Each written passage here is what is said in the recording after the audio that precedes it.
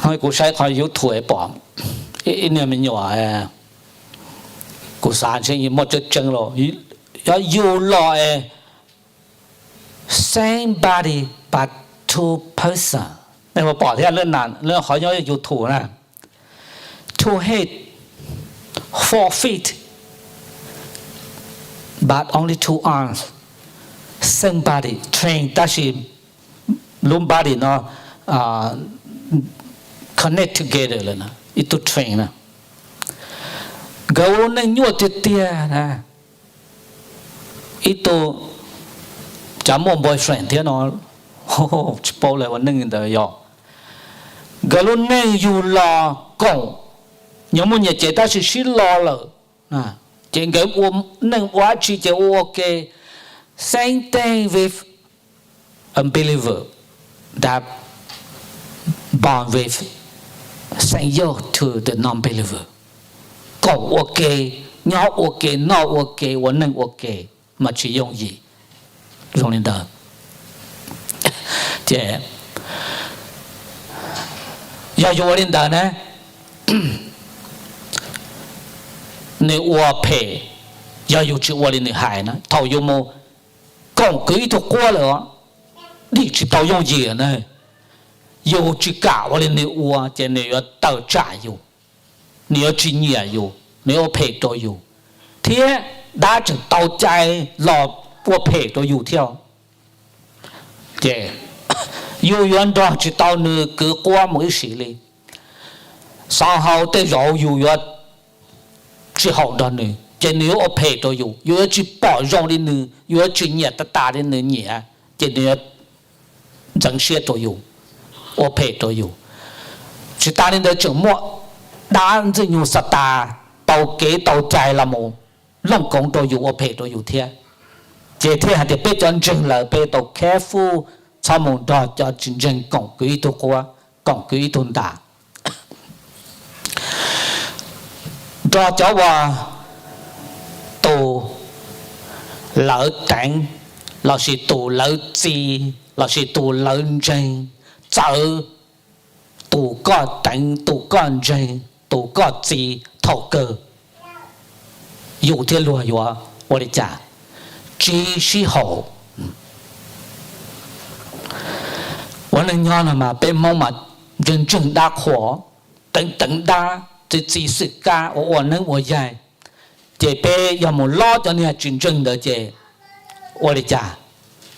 都来等找都个等都来真找都个真都来知找都个知这有我的家因有么的好啊我只是好孩只是好他只是好为了真正都个真头个了要啥找个啥了做给bỏ nè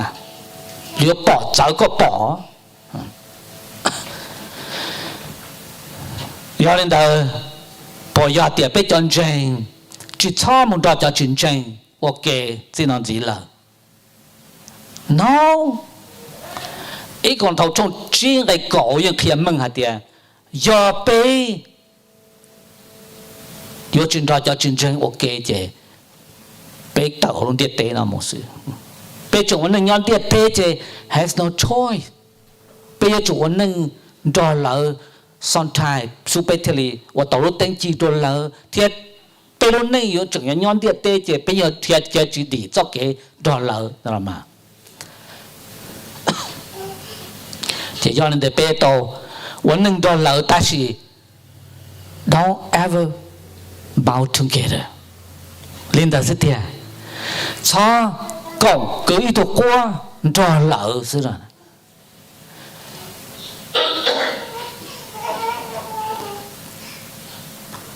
Chúa Giêsu lão luôn địa tên nó này lòn thiệt cho họ bỏ lỡ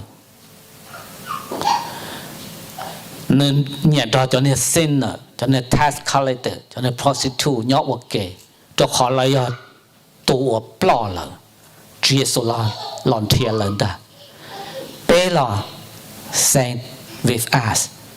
bé là chuẩn thiệt tụ bỏ lỡ bé là chuẩn dấu lỡ chỉ tự trả lỡ ta chỉ careful we are not Christ bây giờ kiến chứng chỉ lo lên Chúa Giêsu trả anh chị lão họ chú tàu bé draw tàu bé muốn bong kiến sau so we to careful giờ ít tuần chơi bây giờ chủ chân pha tuổi bây giờ kiến chơi giờ chân pha và nâng rìa thầu bên đó cho chuyện chơi sĩ bảo lo yên hà nhớ ở cùng thầu trong bên cái ý ở mù cho tỏ hạt tiền bây giờ chân văn chữ bây giờ chủ rồi tụi bên đó có đi do we as Christians we just like the leader don't turn upside down that nobody can read 但是第个要落在宝岛的东边的要来讲人铁道，才的要被举政法被我们叫军政我能我给我压我有，头被多车呢被有一顿政的掉，还够呢台湾之省，但是头被到不了的车呢没了，被我们军能就被用过的老大，老海路陪海路给我老娃娃，就我。cái phải áp dụng là bên not different bên nhà cái phải lên lỡ thả kia lên lỡ chỉ trong liên bên đó turn upside down that nobody can read that you are a Christian so careful to avoid that có bên trong trong tụm bên đó what the upside down okay bên mau mà cho nên mau là hoa animism culture that mong carry centuries. Vậy hạt chứ, có con này sinh cho họ bây giờ cái啥了呢 ？We the Hmong people. So, giờ bây giờ chúng ta chủ yếu là, giờ bây giờ suy cho cái tiền chứ con này đó, phun nhọ cho họ bây, chứ bây một cho nên cái tiền chừng, tôi đã họ phun lót cho bây. So, we have to be careful. 他们的路我能做好，年纪保有我能这我做生做好有了，这对人政法去了压力，我呢今早大做我能这弄攀，你就好早天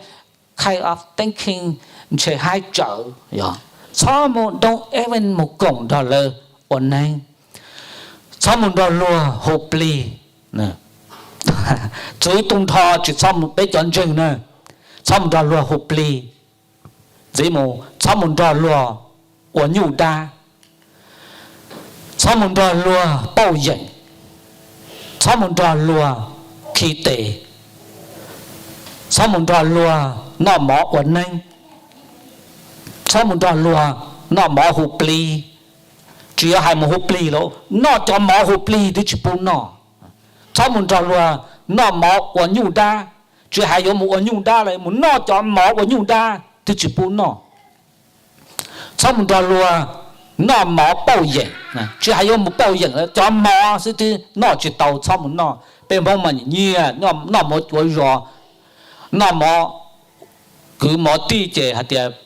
hai cơ chế mỏ bao nhiêu mỏ ở nâng là lúa rủ đi, bây giờ chọn chừng là chỉ chạy đi, chỉ họ bây giờ lên đó.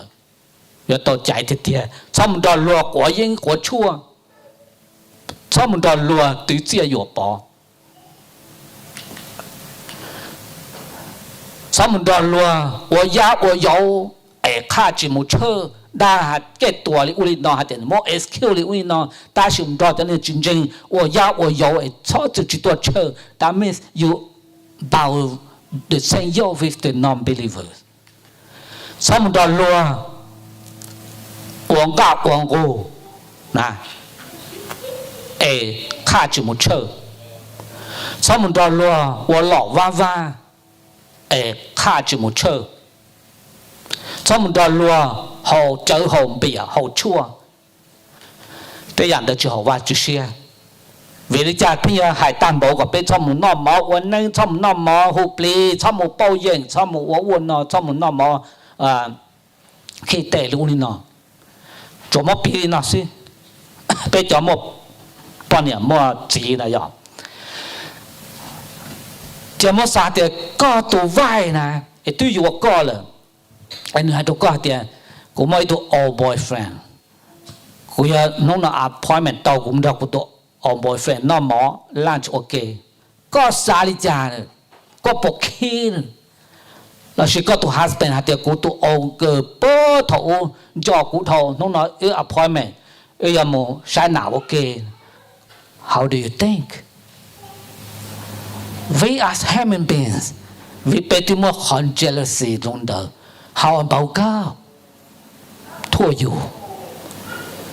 Phát chữ sai bê mà, phát chữ gì hốt keen. Họ nên keen jealous để tuy là phát chữ khởi bê dùng để phát chữ bê thêm mua. Rồi sai thì phát chữ yon nè master key rồi mà. Ai yêu tuy là chẳng phát chữ là ai yêu chẳng cho cả một chùa yêu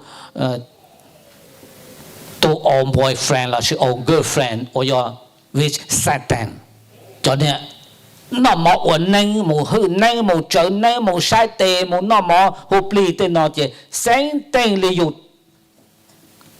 to spouse để mò meet to own boy own girl. Đã mà chỉ nhỏ bê có một chữ trôi một có tổ đi.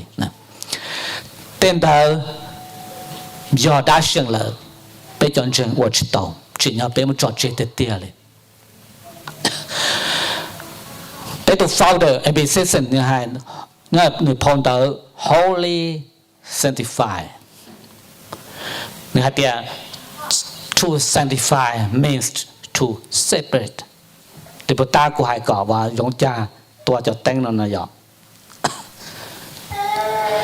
giờ bây giờ đâu hụt tia mà separate from the evil from the darkness. Giờ chủ một chạy họ chạy li họ bắt ta để tàu kia tính chạy kia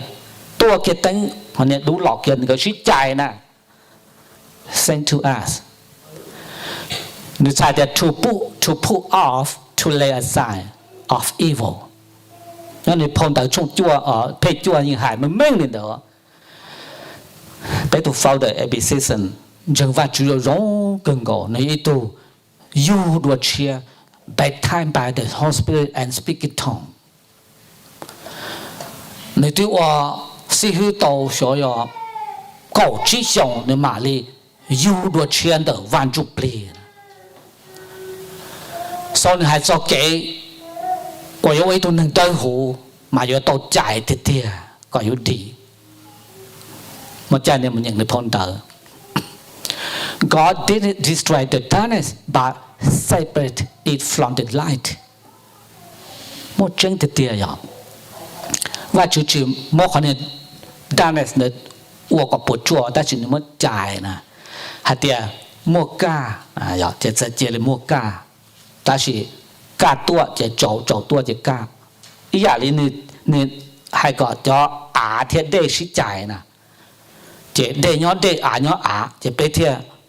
một khó là ổn nâng mà nhỏ đề sử chỉ bé ổn chỉ tổ nâng nhỏ chỉ và chúng một chạy hay tiền đề có chủ nhỏ có tận tua they are separate so we the Christians separate from the darkness the sin we have to separate. Okay ya chúa ya 我都被侧边拆 thế cái sầu yêu chủ một trò chơi tiệt tiệt một bên tụ kinh sơn để tụ ca đi một trò văn chữ cho cho ya cái sầu chơi chả văn chữ yêu tụ chữ bé bé thế liệu ở tàu lúc này hậu văn chữ xia chả văn chữ yêu tụ chạy tên để tận được bé một văn chữ yêu luôn nâng chia luôn no life and Christ tụ bé ta cũng nhận ta cao nhận đùa dân chỉ mua lần từ yêu gam lọ một tầng họ văn chữ lúc tuổi trẻ cho họ bé lúc trẻ yêu văn chữ tuổi mua chuyện nhỏ lúc tuổi trẻ gì thời đi văn chữ cho lúc hạt tiền cô mua lấy của cô họ chờ nhỏ thế cô yêu niên nung rồi lấy nhỏ cô yêu lấy tủ văn chữ thế lấy yêu cô hải này yêu lên đó tôi chữ thế hạt tiền này chỉ là cho phiếu là chọn để chơi một nhóm tôi ít cha cụ thể ở yuan này thế này chỉ cho có tệ của tia của tia yuan này cú yuan này chỉ này yuan cú cho tu chọn xài tu chữ và mỗi chỉ lo cần cầu ya tu hai đến tờ kể cú mỗi là một bế kho chỉ mua lên từ yuan cả lọ một tầng hậu và chữ tuổi trẻ tiền nó này this is the temple of God or the church of God. We cannot see an idol here. See. Pe lú chế giờ va chữ lú tuột, giờ va pe lú chế giờ va chữ tuột mua xuyên nhau lú tuột chế. Our body is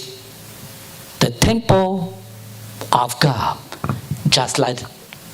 this real church is the church of God. There's no idol, without idol in here. Only the cross. Our body is the temple of God. What's inside is only the good things, because the Holy Spirit lives in us. Should not have any idol in there. Number 3. Bé chỉ li chọc lúa lại chọn được chè một nhau trong ít trà. Thế nên chỉ cho có tệ hoặc tệ của thế yuan này. Linh đạo sư thế. Lại chọn được nó là từ nào? The non-believers. Chọn được nó chỉ cho chân chân văn chữ. Có bé của cha cho lúa lại cho khổ sĩ cho khứ lăng gì có chỉ lo chính giờ có nhiệt tai giờ chỉ lăng tí sĩ có cứ có tí và chỉ cho mọi người đâu có lòn không còn chân văn chữ là chỉ ôi xiên đâu cứ đâu tí bông phong dư cho lúa là tôi ít cha cụ thể yuan này nên thằng sức tiền tôi xiên thôi giả lấy tung câu nhà một lần nhà chỉ so kia của mua tập lời lên nhiệt lúc tập trung chỉ mình xài so thì sẽ cá chỉ là tôi dân đi rồi yo tu chỉ một dấu xưa làm muốn nâng theo chân nâng ta xưa nên nó ta thì yo chân nên không cũng cái nè ta yo chỉ cho các tuần lù lệ chế nu nâng như chuyện chế thì chỉ chân nâng liền chế bây chọn chân văn chú là tí dạng cầu đến tờ một lời tiền một lần nhá chế một tiền cho phơi mình cứ mình ti mình vì mình giàu cho chân văn chú chế nè hai đứa cha cố theo yo yuan này amen. Do nên ta cho do giá ta lò cho bên tư tàu một quả tây giả cho họ ban chữ xe chỉ là một bên sau vẫn gì là do giá thầu lò bên tư tàu một trò cho chân chân văn chữ cổng quả tây giả chỉ đỡ hú cho họ ban chữ xe là chỉ là một bên sau một vẫn gì là thì cho là lô văn chữ theo quả luôn nên có họ ban chữ xe amen. Nên đó là chế giới khó practical. Let's start it today. Một chế in the past giờ tôi học cho one to share. Right now, surrender to God. Thọ one to confess and repent, and don't do it again. Start living a new life in Christ. Amen. Stand up, please. Chúa Giêsu có lọ chỉ dùng gì, có lọ tua, trâu luận du lo chỉ rõ, lo mà còn tua, sau lúc họ tua cho cá lọ, tàn thọ thống địa tế chỉ mấy tụ ở tàu đi có cho họ có chỉ bê chỉ dùng gì, có những đầu thêm lợi số tụ có lu, có chỉ xả có bê một ở đây ya chỉ hậu có xía chỉ đau hủ, thọ có tung chụp bê kia bên gì. Có giờ lò phân chỉ chơi lò có bé và giờ có tung câu nhà giờ tụ tàu bé tụ chế ya lúc chế cho kiến chế lúc xia luôn chứ giờ tung câu nhà tụ chế tàu tung đầu vỗ à tụ chơi còn nó có cho cá lò chụp bên tụ lò mù có bé một phần nó có lúc xua em muốn đó có nhau họ chơi tàu rồng ở giờ tụ chân chơi ở bên này không toàn đó giờ nên đó nó cho lu một phi tụ có thọ có bì bên tụ bên gì có bé và tàu luôn nên hút trả hút thành có và tàu luôn đỡ hủ hậu có xia đỡ Chúa Giêsu có đúng bề amen. Okay, một giờ và chúc phúc của một đôi bé sẽ đã see you next week.